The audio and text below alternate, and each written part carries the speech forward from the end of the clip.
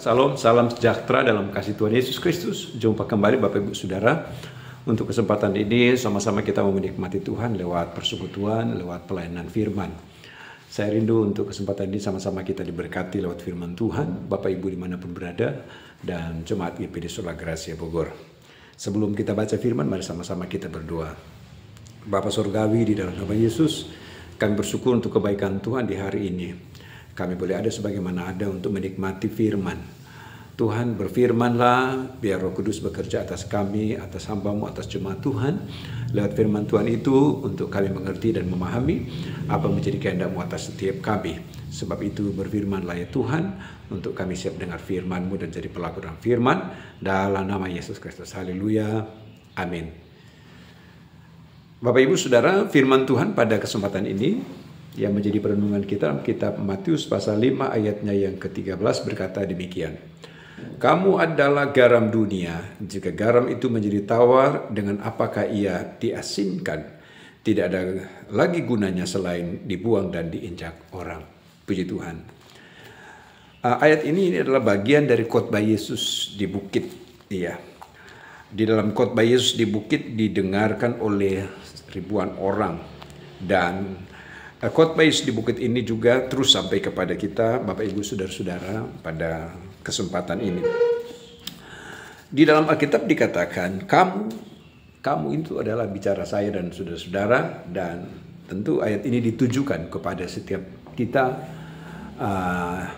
di dalam pengiringan kita sebagai orang yang percaya kepadanya. Kamu adalah garam dunia. Puji Tuhan. Saudara-saudara kasih Tuhan, dalam ayat di sini ya, bahwa kehidupan kita ini dianalogikan kita semua seperti garam. Iya. Sehingga kita ada di dunia ini yang dianalogikan kamu adalah garam.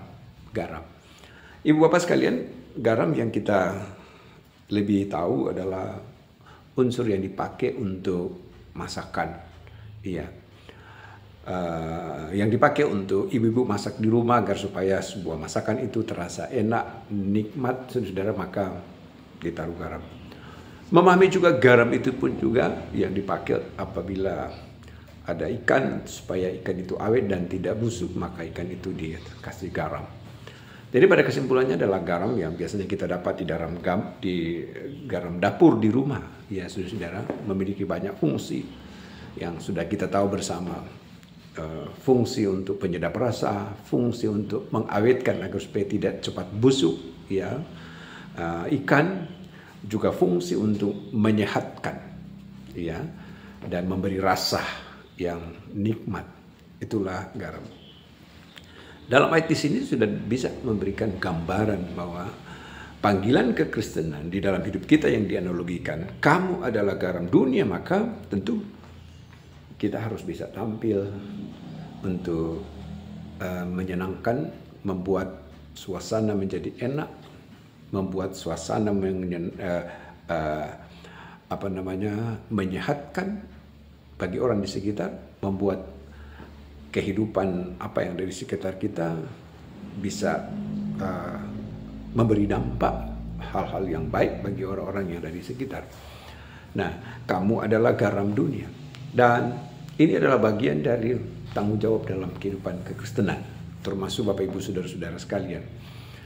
Nah, sehingga kekristenan akan menjadi berguna, karena bagi orang lain kita berguna. Tapi kalau tidak memberi dampak yang baik bagi orang lain, kita tidak berguna. Saudara-saudara kasih Tuhan. Dan ini adalah bagian dari apa yang Alkitab katakan untuk kita menjadi berkat bagi orang lain. Nah, kamu adalah garam dunia. Jika garam menjadi tawar, dengan apakah ia diasinkan? Maka ketika menjadi tawar, nggak ada gunanya. Jemaat yang dikasih Tuhan, dalam tulisan firman Tuhan, bahwa pernah satu ketika di kitab Perjanjian Lama, dalam kitab Raja-Raja, dituliskan di situ bahwa satu ketika Elisa ada di kota Yeriko, dan orang-orang di Yeriko mengeluh karena ada sungai di kota Yeriko itu tercemar. Iya. Itulah kitab Raja-Raja menulis tercemar sehingga menyebabkan kematian bayi. Iya. Lalu mereka sampaikan kepada Elisa, lalu ketika Elisa ada di kota Yeriko, dia mengambil garam lalu dia menyebarkan garam itu di sungai yang ada di Yerikho, lalu sungai itu menjadi sehat. Itu sebuah kisah yang terjadi pada perjalanan dari Elisa, sehingga ketika dia menebarkan garam, maka sungai itu menjadi sehat. Bapak Ibu Saudara, kita perjanjian baru, garam itu ada bagian dari kata hiasan, namun memberi makna di dalam kehidupan kekristenan. Iya, Saudara. Bukan secara terlek kemudian kita makan garam, tidak. Tetapi di dalam kehidupan saudara dan saya, sesuai dengan apa yang kita katakan di sini, untuk kita tampil keluar di sana memberi dampak. Sama seperti dampak dari garam. Ketika ada dalam sebuah adonan, enak makanan itu sedap. Ya, saudara-saudara dikasih Tuhan. Begitu juga dengan kehidupan kita. Ketika ada garam itu, maka rasanya membuat orang suka. Ya, saudara dikasih Tuhan. Nah, firman Tuhan berkata, maka kamu adalah garam dunia. Puji Tuhan. Saudara-saudara jemaat yang dikasih Tuhan, kamu adalah garam dunia. Dalam tulisan firman Tuhan juga, dalam kitab Imamat juga menulis itu. Ketika ditulis di situ bahwa ketika orang Israel mau mempersembahkan persembahan mereka dalam sebuah persembahan kepada Tuhan, entah dalam bentuk persembahan korban, maka di Alkitab ditulis dalam kitab Imamat di situ, maka hendaknya itu dibubuhi garam. Iya, dibubuhi garam, saudara-saudara. Nah, dan itu harus dibubuhi garam supaya apa yang mereka persembahkan itu menjadi sebuah persembahan yang betul-betul sesuai dengan apa yang Tuhan mau. Ada unsur garam di situ, saudara-saudara. Maka bisa dipahami bahwa kalau dalam konteks secara letterlek garam itu dipakai untuk membuat sedap sebuah masakan, menyenangkan, saudara-saudara, maka kekristenan pun juga demikian.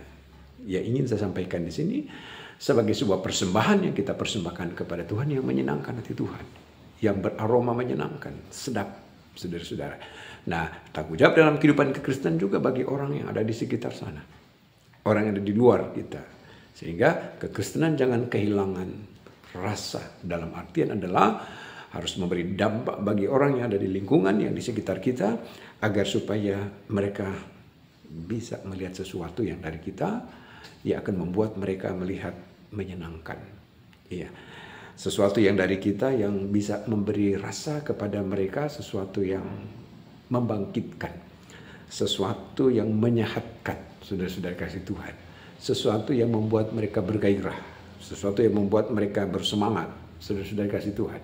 Dan itu ada pada kita untuk kita bagikan kepada orang lain yang ada di luar sana. Saudara jemaat yang dikasih Tuhan. Nah, itu sebabnya dalam Alkitab berkata, kamu adalah garam dunia. Puji Tuhan. Maka dikatakan ini, kehidupan kita memiliki sifat seperti garam itu. Ditulis di ayat 16, demikianlah hendakmu terangmu bercahaya di depan orang, supaya mereka melihat perbuatanmu yang baik.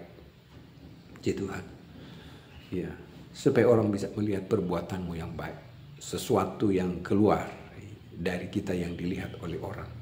Yang memberi dampak bagi orang lain. Ya, saudara-saudara kasih Tuhan. Sesuatu yang keluar dari kita yang memberi dampak bagi sesama kita. Agar supaya orang lain terberkati melalui diri kita, melalui diri saudara-saudara sekalian. Maka untuk hal itu saya mau sampaikan kepada kita bahwa mari jangan kehilangan rasa dalam konteks seperti yang dikatakan di sini garam, agar supaya dunia bisa melihat sesuatu yang dari kita, saudara-saudara, dan mereka bisa mengenal pribadi Yesus dari diri kita. Saudara-saudara dikasih Tuhan, jangan sampai kehilangan rasa, sesuatu yang bermanfaat bagi orang lain, sesuatu yang berguna bagi orang lain, tidak hanya diri kita tetapi juga untuk orang lain, siapapun juga dia. Nah, sehingga Alkitab berkata dalam tulisan di sini, menyenangkan tidak hanya orang lain, tetapi juga menyenangkan hati Tuhan. Amin, saudara. Maka tampillah pribadimu sebagai garam. Ada pembusukan di luar sana, maka tampil kita ke sana untuk mengawetkan. Ada sesuatu yang tidak sehat di luar sana, kita tampil di sana untuk membuat menjadi sehat. Ada orang yang sedang susah, kita tampil di sana berikan kekuatan. Ada orang yang sedih, yang putus asa, kita tampil di sana menguatkan dan membangkitkan mereka. Engkau adalah pribadi yang menjadi garam. Puji Tuhan, Bapak Ibu Saudara-saudara kasih Tuhan, maka pada kesempatan ini apa yang Alkitab katakan, supaya mereka melihat, iya, ada sesuatu yang keluar dari kita yang memberi dampak positif, memberi dampak yang baik, yaitu supaya mereka melihat perbuatanmu yang baik dan memuliakan Bapamu yang di sorga. Amin, saudara. Kalau perbuatan yang nggak baik, ya itu bukan dampak dari garam, saudara. Tetapi perbuatan yang baik sesuai dengan apa yang kita katakan di sini untuk menjadi garam, agar supaya orang lain bisa terbangkitkan. Supaya mereka melihat perbuatan yang baik dan memuliakan Bapamu yang di sorga. Sebab itu, janganlah menjadi tawar. Haleluya. Jangan menjadi tawar dalam pelayananmu, dalam pengiringanmu, dalam kesetiaanmu, dalam ketaatanmu. Jangan menjadi tawar. Kalau engkau menjadi tawar, engkau enggak berguna. Saudara, dalam melayani mengiring Tuhan, jangan menjadi tawar. Artinya, terus memiliki kapasitas yang terus sesuai standar firman Tuhan. Iya, sebab orang yang tawar, maka Alkitab katakan dalam tulisan firman Tuhan, kecillah kekuatannya dan enggak berguna. Saudara-saudara, kita mau menjadi pribadi yang berguna di mata Tuhan, terus jadilah pribadi yang Alkitab katakan bahwa kamu adalah garam dunia. Saudara-saudara kasih Tuhan, orang melihat kita terberkati. Puji Tuhan.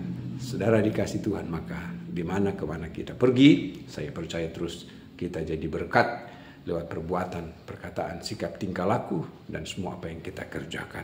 Itu adalah bicara perbuatan yang dilihat oleh orang, dan saya percaya Tuhan yang tilik setiap Bapak Ibu sekalian, dan berkat Tuhan jadi bagian kita. Amin. Tuhan Yesus memberkati. Mari kita berdoa.